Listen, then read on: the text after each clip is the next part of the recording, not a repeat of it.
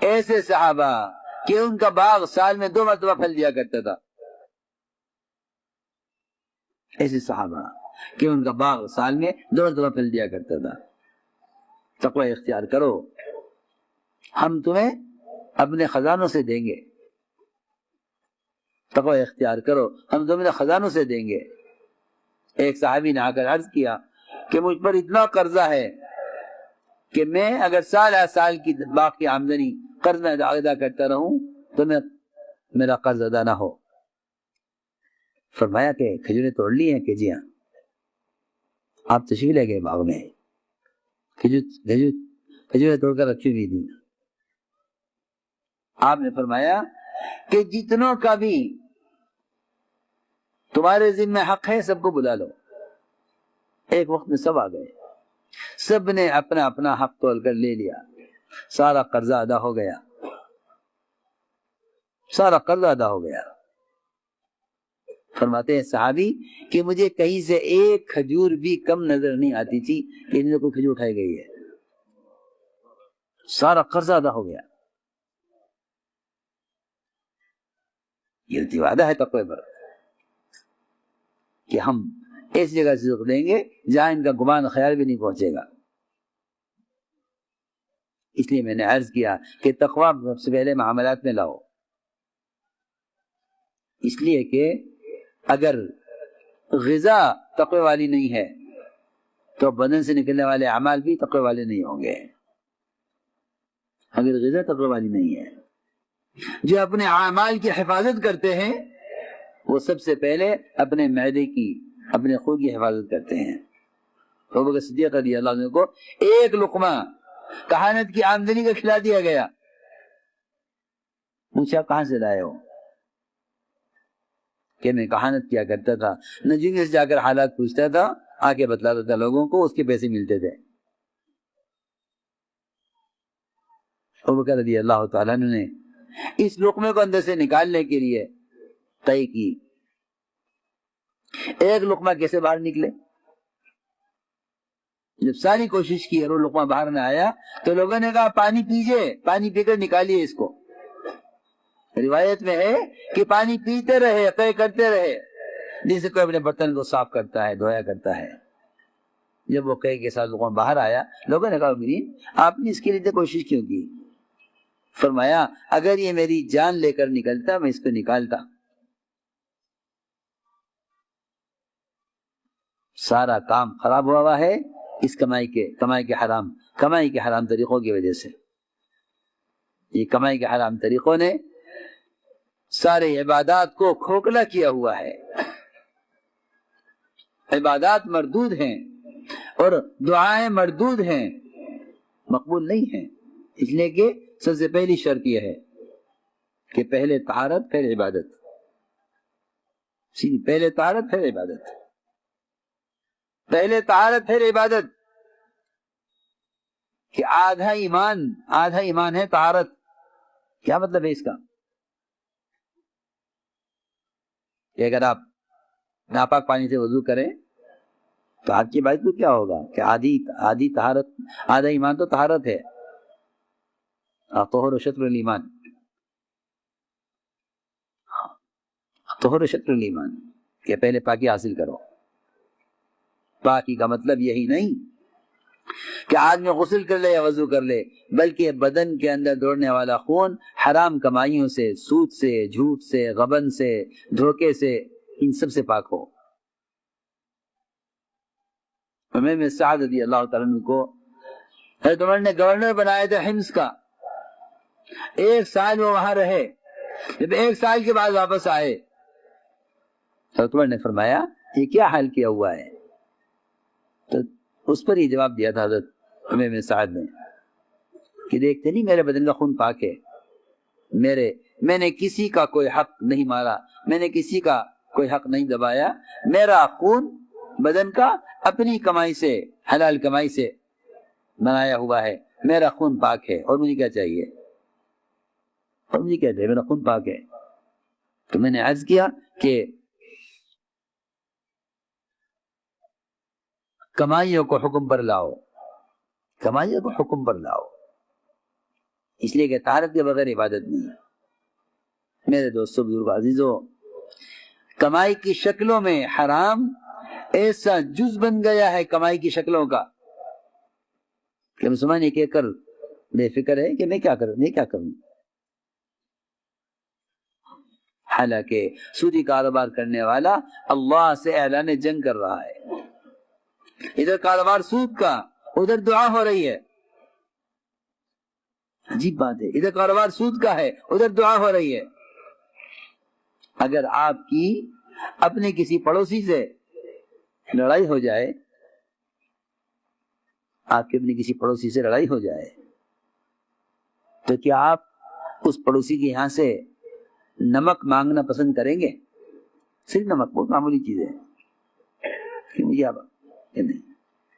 کوئی تمہارا بچہ اگر نہ سمجھ، جسے خبر نہیں لڑائی ہے، وہ جا کے لے آوے تو آپ 2 چاٹے مار کے واپس کراؤ گے کہ ہمیں نہیں چاہیے، کیا ہے؟ یا آپ اپنے دشمن سے، جس سے آپ لڑائی کر رہے ہیں، اس سے آپ کسی خیر کی امید کر سکتے ہیں؟ نہیں کر سکتے۔ اور عجیب بات ہے کہ لوگ سودی کاروبار کر کے اللہ کے رسول سے اعلان جنگ کیے ہوئے ہیں، اعلان جنگ کیے ہوئے ہیں۔ ان لم تفعلوا فاذن بحرب من اللہ ورسولہ، اگر نہیں باز آتے ہیں سود سے تو اعلان جنگ ہے اللہ کے رسول کے ساتھ۔ عجیب بات ہے کہ ادھر سودی کاروبار ہے اور ادھر دعائیں ہیں کہ اللہ سے مانگ بھی رہے ہیں، اللہ سے لڑائی بھی کر رہے ہیں۔ اللہ سے مانگ بھی رہے ہیں، اللہ سے لڑائی بھی کر رہے ہیں کہ اپنے معاملات کو حکم پر لاؤ۔ معاشرہ، عبادات، اخلاق، تینوں لائنیں ٹھیک ہو جائیں گی بشرطے کے معاملات ٹھیک ہو جائیں۔ اور اگر معاملات ٹھیک نہ ہوئے تو یہ عبادات، مقبول عبادات بھی حق والے ایسے لے اڑیں گے قیامت میں کہ ان حق والے گناہ اس پر ڈالے جائیں گے اور اس کی مقبول عبادت حق والے لے جائیں گے اور یہ آبی جہنم میں ڈال دیا جائے گا۔ حدیث میں اسی طرح ہے، ثم طرح فی النار۔ اس لیے فرمایا کہ سب سے پہلے معاملات کو حکم پر لاؤ، کہ معاملات کو حکم پر لاؤ۔ اس لیے ہم نے عرض کیا کہ تقوی پر یہ 5 وعدے ہیں کہ پہلا وعدہ یہ ہے کہ ہم انہیں ہر تنگی سے نکال دیں گے۔ دوسرا وعدہ یہ ہے کہ ہم نئی جگہ سے رزق دیں گے جہاں ان کا گمان خیال نہیں پہنچے گا۔ تیسرا وعدہ یہ ہے کہ ہم ان کے کام میں آسانیاں پیدا کریں گے، ہم ان کے کام میں آسانیاں پیدا کریں گے۔ من یتق اللہ یجعل لہ من امرہ یسرا، ہم ان کے کام میں آسانی پیدا کریں گے۔ اور چوتھا وعدہ یہ ہے کہ ہم یہ اگر اپنے کاروبار کو اور اپنے معاش کو حرام سے حلال کی طرف پھیر لیں تو ہم ان کے گناہ معاف کر دیں گے۔ اور 5واں وعدہ یہ ہے کہ ان کے اجر کو بڑھا دیں گے، ان کے اجر کو بڑھا دیں گے، ان کے پچھلے گناہ معاف کر دیں گے، ان کے اجر کو بڑھا دیں گے۔ اس لیے میں نے عرض کیا کہ ایمان کیا بنیادی علامت اور ایمان کی بنیادی صفت تقوی ہے۔ اور فرمایا التقوی ملاک الحسنات، کہ ساری نیکیوں کا مدار تقوی پر ہے، ساری نیکیوں کا مدار تقوی پر ہے۔ اس لیے فرمایا کہ ایمان کو ایمان کی حقیقت کے ساتھ سیکھو، کہ ایمان کو ایمان کی حقیقت کے ساتھ سیکھو، ایمان کو ایمان کی حقیقت کے ساتھ سیکھو۔ سب سے بنیادی چیز ہے یہ۔ ایک جماعت آپ اس میں حاضر ہوئی، فرمایا تم کیا ہو؟ صحابہ فرماتے ہیں کہ حضور اکرم صلی اللہ علیہ وسلم نے سر سے لے کر پیر تک ہمارے حلیے کو دیکھا، ہمارے حلیے کو دیکھا۔ اس لیے کہ ایمان کے دلوں میں راسخ ہونے اور ایمان کی حقیقت کے حاصل ہونے کی علامت اور اس کا تقاضا یہ ہے کہ مسلمان اتباع سنت پر آئے، مسلمان اتباع سنت پر آئے۔ یہ تقاضا ہے ایمان کا، یہ تقاضا ہے ایمان کا کہ مسلمان اتباع سنت پر آئے۔ اگر اس کا ظاہر سنت کے خلاف ہے، اگر اس کا ظاہر سنت کے خلاف ہے تو دل میں ایمان نہیں ہے، پکی بات ہے، بات بھاری پڑے گی، اور ہے حقیقت یہی ہے۔ قرآن نے تو کھول کے کہہ دیا نا صاف، کتنے ایمان والے ہو ہی نہیں سکتے جب تک اللہ اور اللہ کے رسول تمہیں ان تمام شکلوں سے، تمام طریقوں سے، تمام اسباب اور راستوں سے، جتنا بھی اللہ کا غیر ہے، اس سب سے یہ دونوں تمہیں محبوب نہ ہو جائیں تو اپنے آپ کی ایمان والا نہیں کہہ سکتے۔ آج کل شیطان نے ایک ایسی تھپکی دی ہے مسلمانوں کو، اور ایک ایسے دھوکے میں ڈالا ہے یہ کہہ کر کہ میاں ایمان تو دل میں ہوتا ہے، لہذا ظاہر کو مت دیکھو۔ ہاں، یہ میں بہت عام بات کر رہا ہوں، میں ظاہر کو مت دیکھو، ایمان تو دل میں ہوتا ہے اور دل کا حال کوئی جانتا نہیں، لہذا ظاہر کو مت دیکھو، ظاہر کو مت دیکھو، اور ایمان تو دل میں ہوتا ہے۔ صاحب فرماتے تھے کہ اگر دل میں ایمان ہوتا تو سنتی شکل میں ظاہر ہوتا۔ جی ہاں، مومن کی پہچان ہے اتباع سنت۔ آپ نے فرمایا میرے صحابہ ایسے میرے طریقے کے پابند ہیں کہ اگر لاکھوں کروڑوں میں بھی چند صحابہ ہوں تو الگ پہچانے جانیں گے اتباع سنت سے۔ آپ نے مثال دے کے فرمایا کہ میرے صحابہ ایسے ہیں کہ ایک سیاہ بیل کے پہلو میں چند بال سفید ہوں یا سفید بیل کے پہلو میں چند بال سیاہ ہوں، میرے صحابہ ایسے ممتاز، اور میرے صحابہ اس لیے کہ اللہ تعالیٰ نے مسلمان کی امتیازی شان کو تقوی کے ساتھ جوڑا ہے۔ ان تتقوا اللہ یجعل لکم فرقانا، کہ اللہ تعالیٰ تمہارے اور غیروں کے درمیان ظاہری اور باطنی فرق، معاشرے کے اعتبار سے، معاملات کے اعتبار سے، شادیوں کے اعتبار سے، عبادات کے اعتبار سے، تمہاری ظاہری حلیے کے اعتبار سے، تمہیں دوسروں سے اس وقت تک اللہ تعالی الگ نہیں کریں گے جب تک تمہیں تقوی نہ آ جائے۔ ان تتقوا اللہ یجعل لکم فرقانا۔ یہ فرقان کیا ہے؟ یہ فرقان یہ ہے کہ مسلمان کا ہر عمل سنت کے مشابہ ہو اور اس کا ہر عمل اعداء دین کے طریقوں کے خلاف ہو۔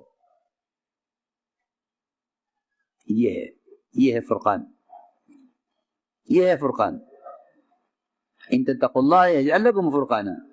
اگر تمہارے دل میں ایمان ہے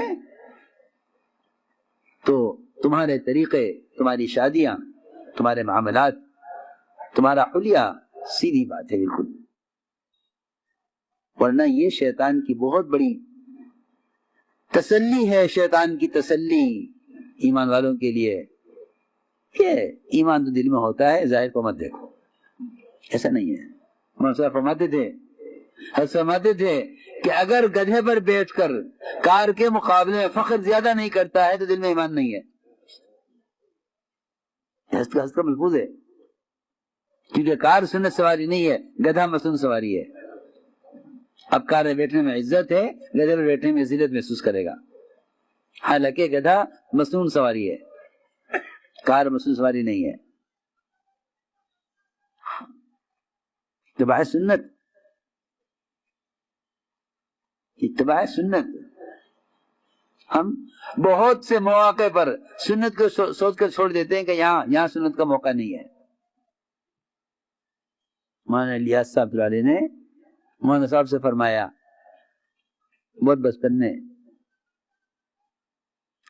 میں فرمایا تھا کہ یوسف قطبیت کے درجے پر آنا چاہتے ہو؟ کہ جی کیسے؟ کہ لوگ سمجھیں کہ بہت ذکر اور بہت لمبے لمبے وظیفے کرنے پڑیں گے قطب بننے کے لیے۔ مولانا الیاس صاحب نے فرمایا کہ قطبیت کا سب سے آسان راستہ اور قطب بننے کا سب سے زیادہ یقینی راستہ، اس ماحول میں سنت پر عمل کیا کرو جہاں سنت کے خلاف ماحول ہو۔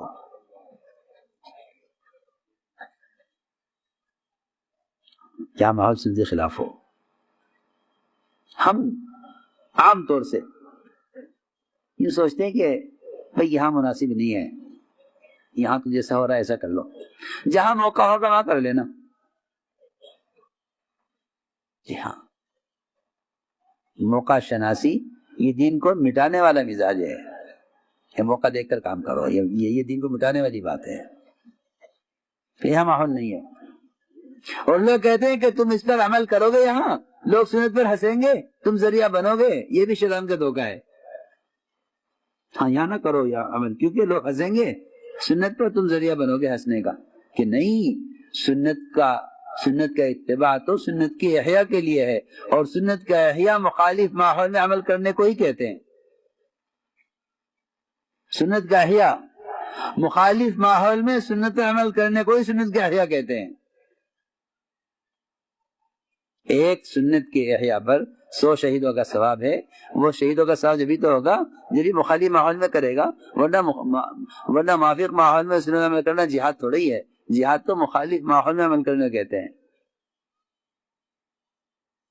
یہاں تو ایک شہید کا بھی اجر نہیں ملنے کا اگر موافق ماحول میں سنت عمل کر رہا ہے، کہ سنت عمل کرو مخالف ماحول میں، اور رہا یہ کہ لوگ ہنسیں گے، تو اللہ نے فرمایا ہوا ہے اِنَّا كَفَيْنَاكَ الْمُسْتَهْزِئِينَ کہ نبی جی آپ پر ہنسنے والوں کے لیے تو ہم کافی ہیں۔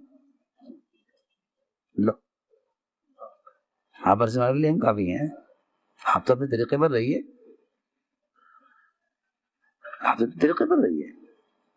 اس لیے کہ سنت پر ہنسنے والا وہ اس سنت پر عمل کرنے والے پر نہیں ہنس رہا ہے، بلکہ وہ خدا کی قسم براہ راست محمد صلی اللہ علیہ وسلم پر ہنس رہا ہے۔ بہت ڈرنے کی بات ہے، بہت ڈرنے کی بات ہے، یہ بہت ڈرنے کی بات ہے۔ کسی سنت پر ہنسنے والا یا کسی سنت کا انکار کر دینے والا وہ براہ راست محمد صلی اللہ علیہ وسلم پر ہنس رہا ہے۔ معمولی بات نہیں ہے یہ جو میں کہہ رہا ہوں، اس لیے کہ اگر کسی سنت کا انکار کر دیا جائے، اگر کسی سنت کا انکار کر دیا جائے،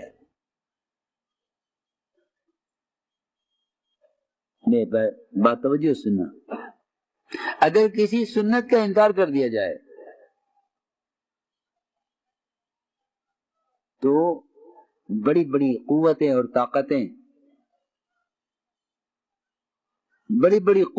طاقتیں مسلمان کے اندر سے سلب کر دی جاتی ہیں، ختم کر دی جاتی ہیں۔ بہت اہم بات میں کر رہا ہوں، لوگ سنت کو معمولی سمجھ کے چھوڑ دیتے ہیں کہ یہ فرض ہے، سنت تو نہیں ہے۔ انکار کرنے میں بھی یہ سوچتے ہیں کہ تو فرض تو نہیں ہے، آپ کہہ رہے اس پر عمل کرو، فرض تو نہیں ہے۔ حالانکہ حقیقت یہ ہے کہ مسلمان صرف فرائض کو ادا کرے اور سنتوں کو چھوڑ دے تو یہ مسلمان غیروں میں پہچانا نہیں جا سکتا۔ پکی بات ہے، مسلمان کی امتیازی شان اتباع سنت میں ہے۔ کسی بھی سنت کو ہلکا سمجھ کر اس کا انکار کرنا یا اس کو چھوڑنا، یہ بڑی بڑی صلاحیتوں کو اور بڑی طاقتوں کو سلب کر لیتا ہے، چھین لیتا ہے۔ میں ایک واقعہ سناتا ہوں تاکہ معلوم ہو جائے کہ ایک ضرورت کی لائن کی سنت، نماز کی لائن کی نہیں کہہ رہا ہوں، حج کی لائن کی نہیں کہہ رہا ہوں، روزے زکوٰۃ کی لائن کی سنت نہیں کہہ رہا ہوں، کھانا جو نبی کی بعثت کا مقصد نہیں ہے، جو نبی کی بعثت کا مقصد نہیں ہے، ضرورت ہے، اگر اس لائن کی سنت کا بھی انکار کر دے تو بڑی بڑی قوتیں اور بڑی صلاحیتیں سلب ہو جاتی ہیں، ختم ہو جاتی ہیں۔ میں اس کو واقعہ کرتا ہوں کہ نبی کا حکم اور آپ صلی اللہ علیہ وسلم کی سنتیں قیامت تک اللہ تعالی نے اسلام کا رعب اتباع سنت میں رکھ دیا ہے۔ جو جتنا متبع سنت ہوگا باطل اس سے مرعوب ہوگا، یہ حقیقت ہے۔ جو جتنا متبع سنت ہوگا باطل سے مرعوب ہوگا، اور جو جتنا سنت سے دور ہوگا وہ باطل سے مرعوب ہوگا۔ اس لیے کہ اللہ تعالی نے سنتوں کا رعب رکھا ہے باطل پر، اللہ نے سنت کو رعب رکھا ہے باطل پر، یہ حقیقت ہے۔ یہ ایک مہینے کی مسافت تک حضور اکرم صلی اللہ علیہ وسلم کی ایک مہینے کی مسافت تک آپ کی مدد آپ کے رعب سے کی گئی ہے۔ ایک مہینے کی مسافت تک آپ کا رعب،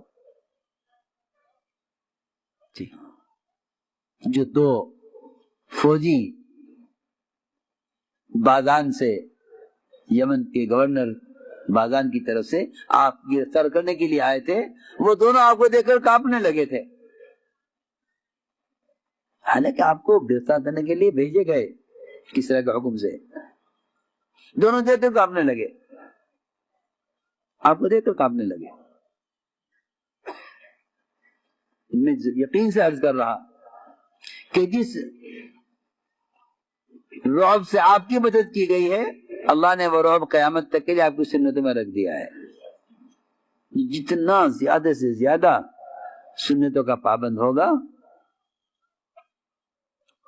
باطل اسے اتنا ہی مرعوب ہوگا، اور جو جتنا غیروں کے طریقوں پر ہوگا، ایسے اغیار مسلمانوں سے مرعوب نہیں ہوں گے بلکہ مسلمان ان سے مرعوب رہیں گے۔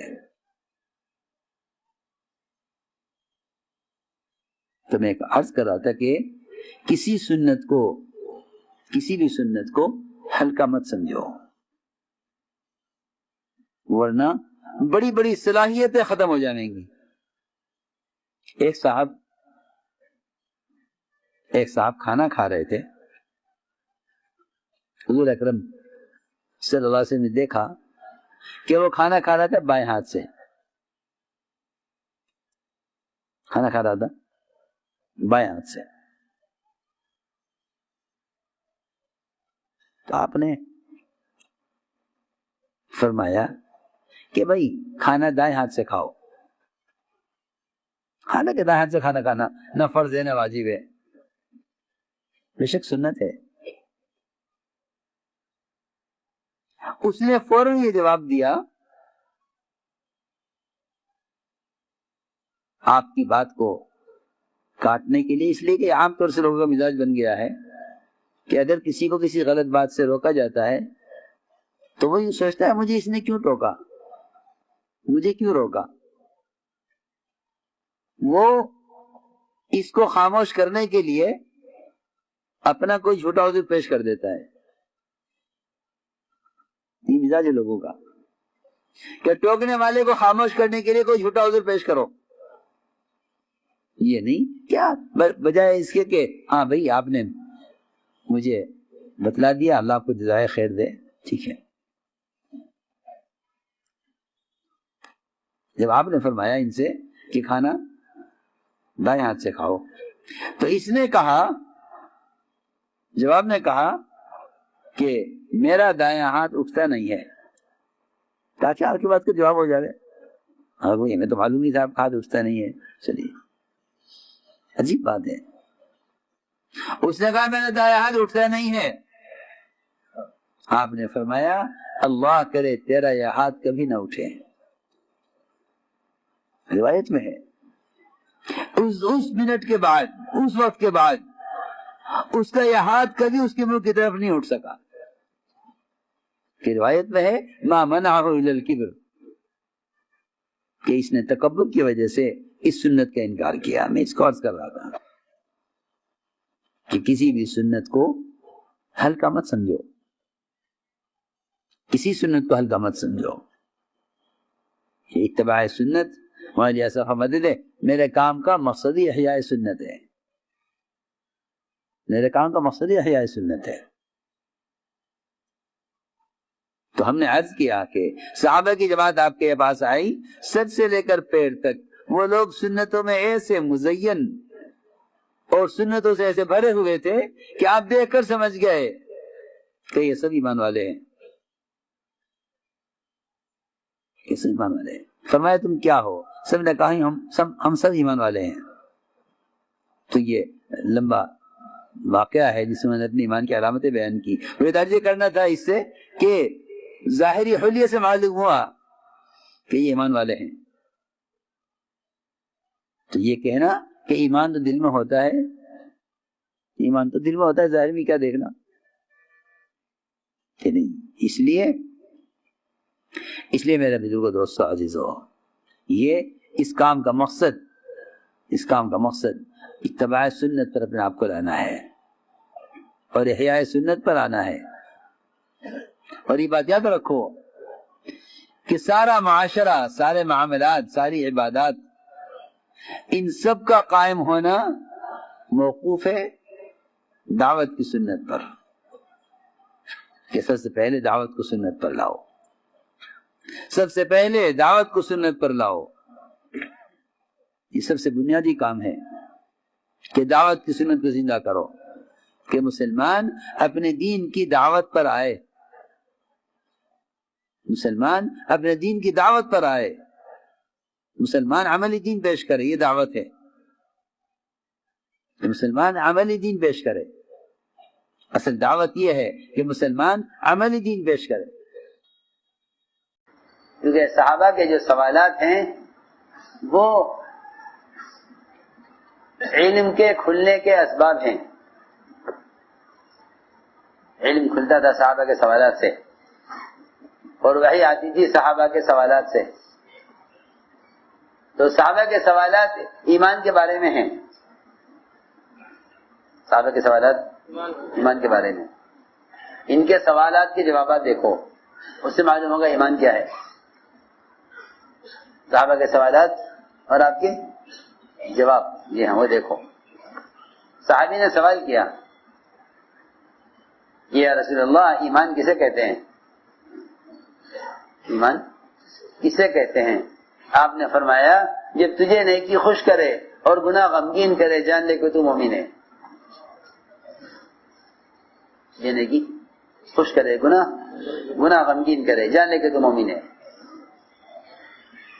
اذا سرت کا حسنت کا وسعت کا سید کا فانت مومن۔ یہ سوال صحابی کا، آپ نے جواب یہ دیا۔ آپ نے فرمایا جو یہ کلمہ لا الہ الا اللہ اخلاص کے ساتھ کہے گا وہ جائے گا جنت میں۔ صحابی نے سوال کیا کہ اس کا اخلاص کیا ہے، اس کے اخلاص کیا ہے؟ آپ نے یہ نہیں فرمایا، روایت میں ہے کہ آپ نے یہ نہیں فرمایا کہ اس کی نیت ٹھیک ہو، کیونکہ لوگ سمجھتے ہیں کہ اخلاص کا مطلب نیت۔ سنو اور سے کہ نہیں، اس روایت میں نہیں ہے، اس روایت میں یہ نہیں فرمایا کہ اخلاص کا مطلب ہے کہ نیت ٹھیک ہو۔ وہ تو نیت کا اخلاص ہے کہ نیت ٹھیک ہو۔ کلمہ کا اخلاص کیا ہے؟ وہ تو نیت کا اخلاص ہے کہ نیت ٹھیک ہو، وہ نیت کا اخلاص ہے۔ کلمہ کا اخلاص کیا ہے؟ صحابی نے سوال کیا، قیل وما اخلاصھا، پوچھا گیا کہ کلمہ کا اخلاص کیا ہے کہ جس سے آدمی جنت میں داخل ہو؟ تو آپ نے فرمایا کہ اس کا اخلاص یہ ہے کہ یہ کلمہ اس کو حرام سے روک دے۔ یہ فرمایا کہ نیت ٹھیک ہو، فرمایا کہ کلمہ کی اخلاص یہ ہے کہ یہ کلمہ اس کو کہ یہ کلمہ لا الہ الا اللہ اس کو حرام سے روک دے، یہ کلمہ کا اخلاص ہے، یہ کلمہ کا اخلاص ہے. جی ہاں، اس لیے ایمان کو ایمان کی علامتوں میں بیان کیا گیا ہے، ایمان کو ایمان کی علامتوں میں بیان کیا گیا کہ ایمان کو ایمان کی علامتوں میں بیان کیا گیا ہے. آپ کے پاس ایک جماعت آئی، آپ کے پاس ایک جماعت 7 آدمیوں کی جماعت تھی، جماعت 7 آدمیوں کی، کہ 7 کی جماعت آپ کے پاس آئی تو آپ صلی اللہ علیہ وسلم ان کی ظاہری شکل کو دیکھ کر سمجھ گئے کہ ایمان والے ہیں، اس لیے کہ ایمان کے وجود کا ایمان جو ظاہر ہوگا، کہ ایمان جو ظاہر ہوگا وہ اطاعت اور اتباع سنت سے ظاہر ہوگا، اطاعت اور اتباع سنت. جی ہاں، سننا میری بات دھیان سے، صرف فرائض کی ادائیگی سے بھی اسلام ظاہر نہیں ہوتا. فرائض پر عمل کرنا اسلام کے وجود کی علامت ہے، ظہور کی علامت نہیں ہے. بات بہت مشکل سے آ رہی کی سمجھ میں؟ ہاں، اسلام کے وجود کی علامت تو ہے فرائض پر عمل. ایک آدمی نماز پڑھتا ہے، روزہ رکھتا ہے، حج بھی کیا ہے، زکوٰۃ بھی دیتا ہے. دھیان سے بات سننا بہت جا کر، یہ اسلام کے وجود کی علامت ہے. جی ہاں، کہ ہاں یہ آدمی مسلمان ہے، یہ آدمی مسلمان ہے. جی ہاں، کیونکہ یہ اسلام کی شرائط ہیں، اسلام کی شرائط. جی ہاں، فرائض، فرائض اسلام کی شرائط. سمجھ میں آ رہی بات؟ یہ فرائض اسلام کی شرائط ہیں. جی ہاں، یہ اسلام کے وجود کی علامت ہے، اسلام کے وجود کی علامت. جی ہاں، کہ یہ مسلمان ہے. کیونکہ اگر یہ شرائط نہیں ہیں تو کیونکہ اسلام میں داخلہ نہیں ہوتا شرائط کے بغیر. اگر زکوٰۃ کا انکار کر دے اور نماز کا انکار کر دے تو کفر ہے. تو کیا ہے؟ کفر ہے. جی ہاں، انکار تو بہت دور کی چیز ہے، کہ فرائض کو ہلکا سمجھنا بھی کفر ہے. فرائض کو ہلکا سمجھنا بھی کفر ہے. جی ہاں، انکار تو بہت دور کی بات ہے. تو میں نے ایک بات عرض کی ہے کہ فرائض پر عمل، فرائض پر عمل یہ اسلام کے وجود کی علامت ہے.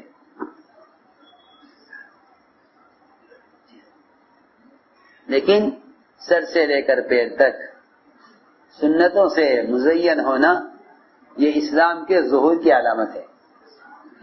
یہ اسلام ظاہر ہو، اسلام ظاہر ہو. جی ہاں، اسلام ظاہر ہو. جو فرائض ہیں یہ اسلام کی بنیادیں ہیں. اسے فرمایا حدیث بنی الاسلام علی 5. اسلام کی بنیاد، اسلام کی بنیاد 5 چیزیں ہیں. 5 چیزوں پر نہیں، یہ اعلی اشتمال کے لیے ہے. اعلی اشتمال یعنی 5 چیزیں ہیں جن پر 5 چیزیں ہیں جو اسلام کی بنیادیں ہیں. 5 چیزیں ہیں اسلام کی بنیاد ہیں. جی 5 چیزیں اسلام کی بنیاد ہیں. یہ تو بنیاد ہیں، پھر اسلام کیا ہے؟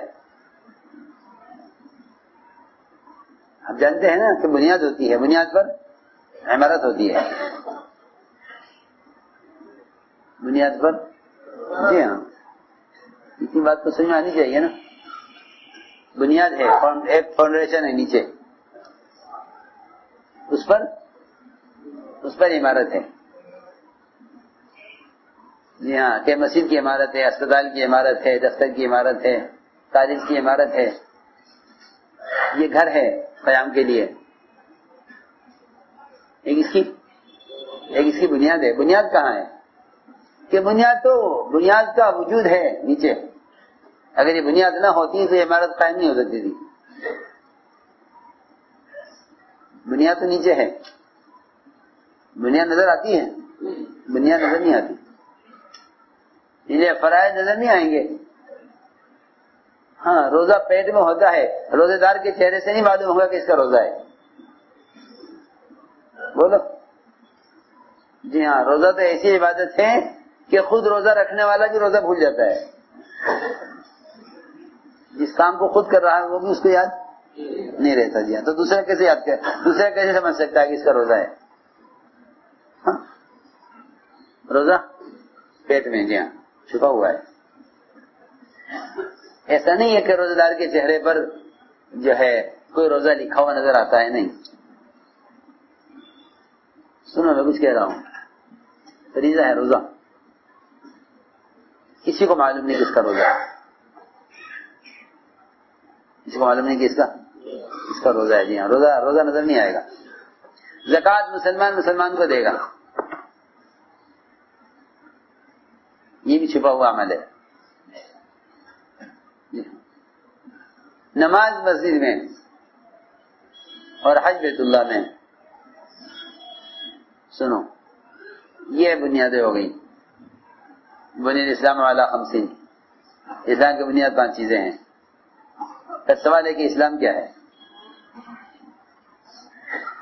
سوال ہے کہ اسلام کیا ہے؟ یہ کہیں کہ اسلام تو معاملات، اخلاق اور معاشرہ ہے. یہ ہے اسلام کا مظہر، کہ مسلمان کے معاملات سے، مسلمان کے معاشرے سے، مسلمان کے اخلاق سے معلوم ہو کہ اسلام کیا ہے.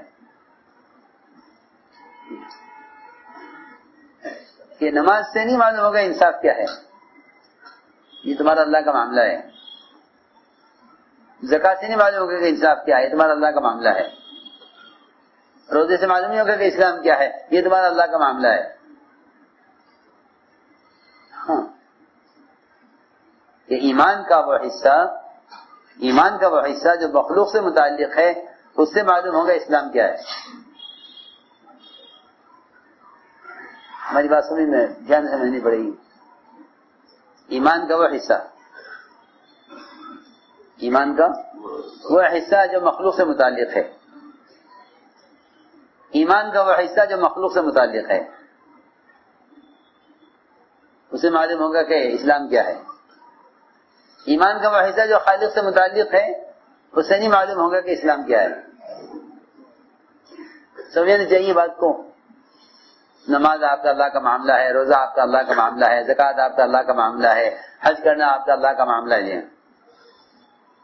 سوال تو یہ ہے کہ اسلام تو معلوم ہوگا ساری دنیا کو اسے، کہ ایمان کے اس حصے سے جو آپ کا اور آپ کے مخلوق کے درمیان میں ہے.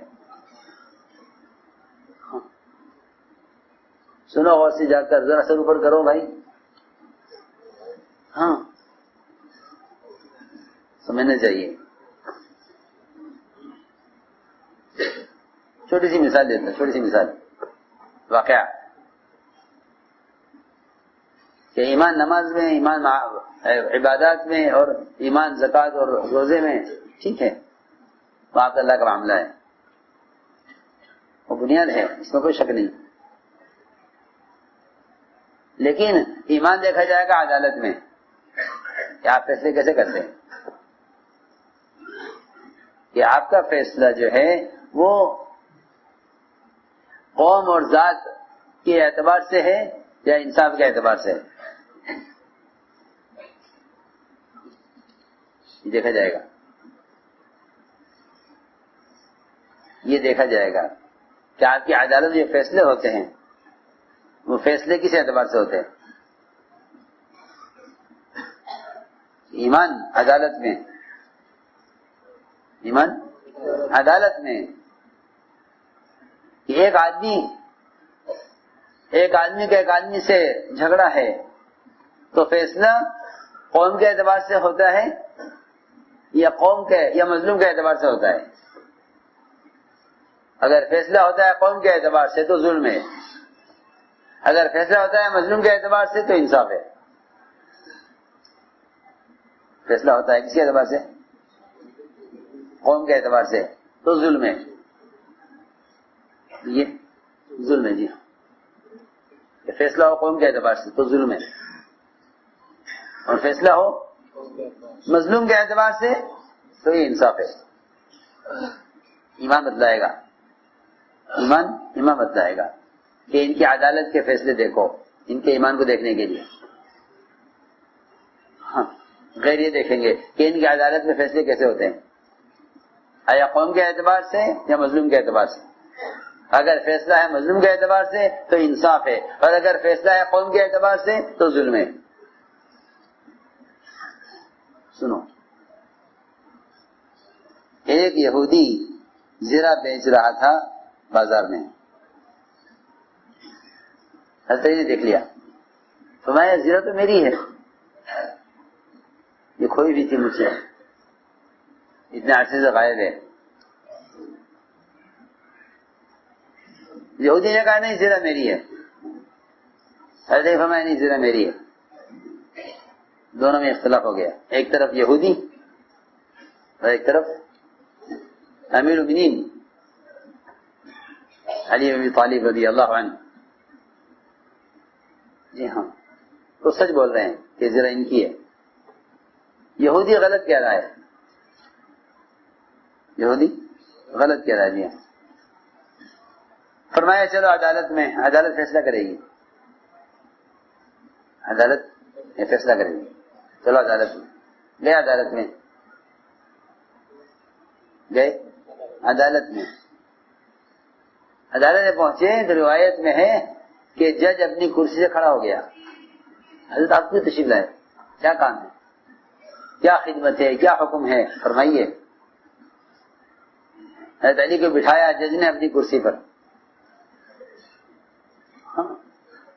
حالانکہ عدالت میں تو مجرم کے کھڑے ہونے کی جگہ، مدعی کے کھڑے ہونے کی جگہ ہوتی ہے، یہاں کے یہاں کھڑے ہو، لیکن وہ وہاں حضرت علی کو بٹھایا کرسی پر، اور جج نیچے بیٹھا یہودی کے ساتھ زمین پر، پوچھا مومنین کیا حکم ہے؟ حضرت علی نے فرمایا یہ زرہ میری ہے، یہودی نے کہا نہیں یہ زرہ میری ہے، جج نے کہا مومنین آپ کے پاس کوئی گواہ ہے؟ فرمایا حضرت علی نے کہا میرا بیٹا گواہی دے گا، میرا بیٹا گواہی دے گا۔ جج نے کہا مومنین آپ کے بیٹے کی گواہی تو آپ کے حق میں معتبر نہیں ہوگی۔ جی ہاں، چنانچہ عدالت میں مسئلہ پیش آیا اور فیصلہ کیا جج نے کہ زرہ آپ کو نہیں مل سکتی، زرہ یہودی کی ہے، زرہ یہودی کی آپ کی نہیں۔ دیکھو فیصلہ یہودی کے حق میں، مسلمان کی عدالت، مسلمان کا جج، اور فیصلہ کس کے خلاف؟ فیصلہ کس کے خلاف؟ امیر المؤمنین کے خلاف۔ ہاں، یہ نہیں کہ ایمان عبادات تک نہیں، کہ ایمان معاملات میں، ایمان معاشرے میں، کہ ایمان تو پورے بدن کے اعضاء میں اس طرح پھیلا ہوا ہے جس طرح خون سارے بدن کے اعضاء میں پھیلا ہوا ہے، یہ بات ہے، پورے بدن کے اعضاء میں خون ہے، تو سارے احکام سب میں ایمان پھیلا ہوا ہے، سب میں ایمان پھیلا ہوا ہے۔ اتباع سنت بھی ایمان کا بڑا جز ہے، کیونکہ جو اتباع سنت پر نہیں ہے وہ اپنے ایمان کو، وہ میں کیا بتاؤں، اس میں آئے گی نہیں بات، تو جو اتباع سنت پر نہیں ہے اس کے دل میں ایمان نہیں ہے، جی پکی بات ہے، اس کا سمجھنا بہت مشکل ہے زمانے میں، پکی بات ہے۔